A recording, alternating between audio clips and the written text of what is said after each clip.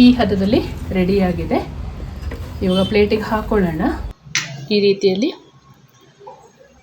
ಹಲ್ವಾ ರೆಡಿಯಾಗಿದೆ. ನೀವು ನೋಡ್ಬೋದು, ಅದ್ಭುತವಾದ ಗೋಧಿ ಹಿಟ್ಟಿನ ಹಲ್ವಾ.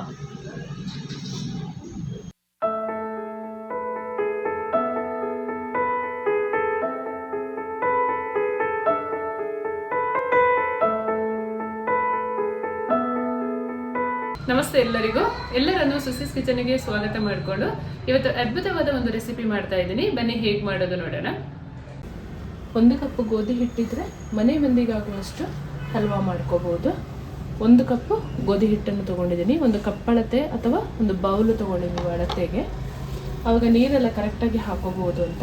1 ಕಪ್ ಗೋಧಿ ಹಿಟ್ಟಿಗೆ 2 ಕಪ್ಪಷ್ಟು ನೀರು ಹಾಕಿ ಇಡುವಂಥದ್ದು. ಈಗ ಇದನ್ನು ಸ್ವಲ್ಪ ಕಲಿಸ್ಕೊಳ್ಳೋಣ. ಈಗ ಸ್ವಲ್ಪ ಸಾಲ್ಟ್ ಹಾಕ್ಕೊಳ್ಳೋಣ. ಸ್ವಲ್ಪನೇ ನೀರು ಹಾಕ್ಕೊಂಡು ಚಪಾತಿ ಹಿಟ್ಟಿಗಿಂತ ಸ್ವಲ್ಪ ತೆಳ್ಳಗನೆ ಕಲಿಸ್ಕೊಳ್ಳೋಣ. ಈ ಥರ ಕಲಿಸ್ಕೊಂಡು ನಾನು ಯಾವ ಕಪ್ಪಲ್ಲಿ ಹಿಟ್ಟು ತೊಗೊಂಡಿದ್ದೆ ಅದೇ ಕಪ್ಪಲ್ಲಿ 2 ಕಪ್ ನೀರು ಹಾಕ್ಕೊಳ್ತೀನಿ. ಇದರ ಮೇಲೆ ನೀರು ಹಾಕ್ಕೊಳ್ಳೋಣ. ಚೆನ್ನಾಗಿ ನೆನಿಬೇಕಿದು. ಒಂದು 4 ಅವರ್ ಆದರೂ ನೆಂದರೆ ಹಲ್ವಾ ತುಂಬ ಚೆನ್ನಾಗಾಗುತ್ತೆ. ಮಧ್ಯೆ ಮಧ್ಯೆ ಈ ಥರ ಹೋಲ್ ಮಾಡಿ ಮುಚ್ಚಿಡೋಣ 4 ಅವರ್. ಗೋಧಿ ಹಿಟ್ಟನ್ನು ಕಲಸಿ ನೀರಿಗೆ ಹಾಕಿ 6 ಅವರ್ ಆಗಿದೆ. ಚೆನ್ನಾಗಿ ಈ ಥರ ಕಲಕಿಕೊಳ್ಳಬೇಕು. ಇದನ್ನು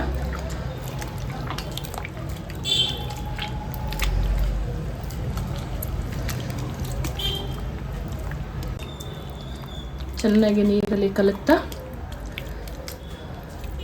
ಲಾಸ್ಟಿಗೆ ಇದ್ರ ಒಂಥರ ನಾರು ಥರ ಸಿಗುತ್ತೆ, ಅದನ್ನು ತೆಗೆದಿಟ್ಕೊಳ್ಬೇಕು.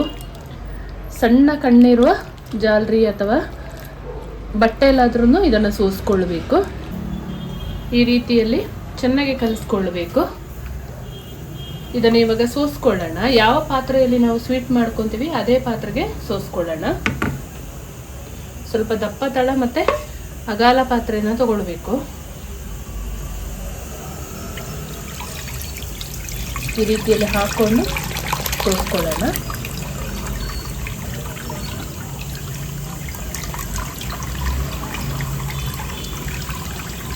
ಕೊನೆಯದಾಗಿ ಈ ಥರ ನಾರು ಥರ ಇರುತ್ತಲ್ಲ, ಇದನ್ನು ಹಾಕ್ಕೊಳ್ಬಾರ್ದು. ಗೋಧಿ ಹಿಟ್ಟಿನಿಂದ 1 ಕಪ್ ಗೋಧಿ ಹಿಟ್ಟಿನಿಂದ ಇಷ್ಟು ಹಾಲು ಸಿಕ್ಕಿದೆ ನನಗೆ.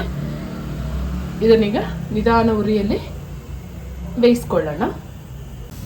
ಕೈ ಬಿಡದೆ ನಿಧಾನ ಉರಿ ಇಟ್ಕೊಂಡು ತಿರುಗಿಸ್ತಾನೆ ಇರಬೇಕು.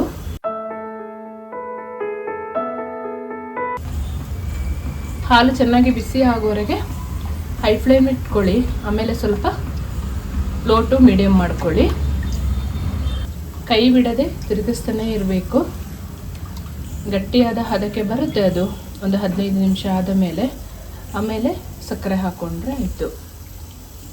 ಹಿಟ್ಟು ಈ ಹದದಲ್ಲಿ ರೆಡಿ ಆಗುವಾಗ ಸಕ್ಕರೆ ಹಾಕ್ಕೊಳ್ಳೋಣ. ನಿಮ್ಮ ರುಚಿಗೆ ಅನುಗುಣವಾಗಿ ಹಾಕ್ಕೊಳ್ಳಿ. ಆದರೆ ಅಳತೆಯಲ್ಲಿ ಹೇಳೋದಾದರೆ ಯಾವ ಕಪ್ಪಲ್ಲಿ ನಾವು ಗೋಧಿ ಹಿಟ್ಟನ್ನು ತೊಗೊಂಡಿದ್ದೀವಿ ಅದೇ ಕಪ್ಪಲ್ಲಿ 1 ಕಪ್ ಸಕ್ಕರೆ ಹಾಕ್ಕೊಂಡ್ರೆ ಸಾಕಾಗುತ್ತೆ ರುಚಿ. ಸಕ್ಕರೆ ಕರಗುವಾಗ ಸ್ವಲ್ಪ ನೀರಾಗುತ್ತೆ, ಅದಾಮೇಲಿಂದ ಗಟ್ಟಿಯಾಗುತ್ತಾ ಹೋಗುತ್ತೆ. ಸಕ್ಕರೆ ಕರಗಿದ ಮೇಲೆ ಇದು ಗಟ್ಟಿ ಆದ ಮೇಲೆ ನಾವು 1 ಸ್ಪೂನ್ ತುಪ್ಪ ಹಾಕ್ಕೊಂಡು ಮಿಕ್ಸ್ ಮಾಡ್ಕೊತಾ ಹೋಗಬೇಕು. ಸ್ವಲ್ಪ ಹೊತ್ತು ತಗೊಳ್ಳುತ್ತೆ ಇದು ಗಟ್ಟಿಯಾಗುವಾಗ.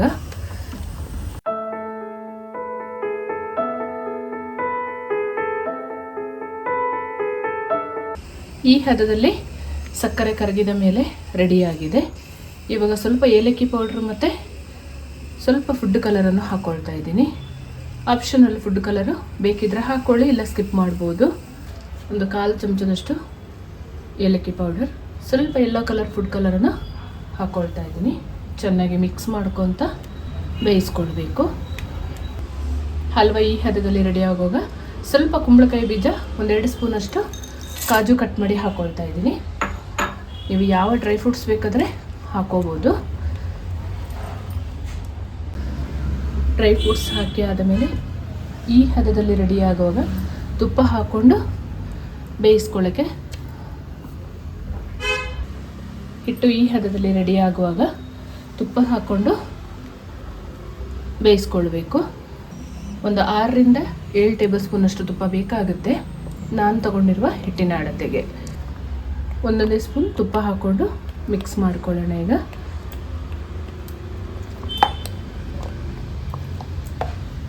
ನಿಧಾನ ಉರಿ ಇಟ್ಕೊಂಡು ಮಿಕ್ಸ್ ಮಾಡ್ಕೋಬೇಕು. ಇದೇ ಥರ ಒಂದು 6ರಿಂದ 7 ಟೇಬಲ್ ಸ್ಪೂನಷ್ಟು ಬೇಕಾಗುತ್ತೆ. ಈ ಹದದಲ್ಲಿ ರೆಡಿಯಾಗಿದೆ. ಇವಾಗ ಪ್ಲೇಟಿಗೆ ಹಾಕ್ಕೊಳ್ಳೋಣ. ಚೆನ್ನಾಗಿ ಗಟ್ಟಿಯಾಗಲಿಕ್ಕೆ ಬಿಡಬೇಕು. ಇದು ಒಂದು 5ರಿಂದ 6 ಅವರ್ ಬಿಡಬೇಕು.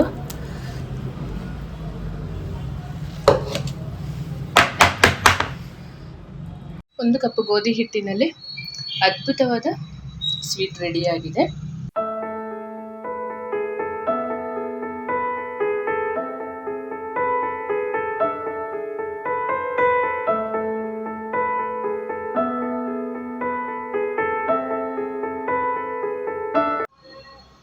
ಈ ರೀತಿಯಲ್ಲಿ ಹಲ್ವಾ ರೆಡಿಯಾಗಿದೆ, ನೀವು ನೋಡ್ಬೋದು.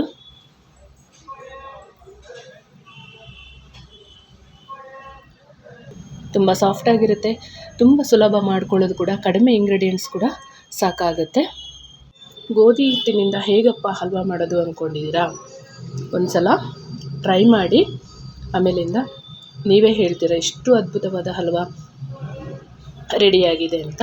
ನೀವು ಒಂದ್ಸಲಿ ಮನೇಲಿ ಟ್ರೈ ಮಾಡಿ ಹೇಗೆ ಬಂತು ನನಗೆ ಕಮೆಂಟಲ್ಲಿ ತಿಳಿಸಿ. ಹಾಗೆಯೇ ನನ್ನ ಚಾನಲ್ನ ಸಬ್ಸ್ಕ್ರೈಬ್ ಮಾಡೋದನ್ನು ಮರಿಬೇಡಿ. ಹಾಗೂ ನೀವು ಹೊಸಬರಾಗಿದ್ದರೆ ಪ್ಲೀಸ್ ಸಬ್ಸ್ಕ್ರೈಬ್ ಮಾಡ್ಕೊಳ್ಳಿ. ಪಕ್ಕದಲ್ಲಿರುವ ಬೆಲ್ ಬಟನನ್ನು ಕ್ಲಿಕ್ ಮಾಡಿಕೊಂಡು ನಿಮ್ಮ ಫ್ರೆಂಡ್ಸ್ ಆ್ಯಂಡ್ ಫ್ಯಾಮಿಲಿಗೆ ಹೆಚ್ಚು ಶೇರ್ ಮಾಡಿ. Thank you for watching.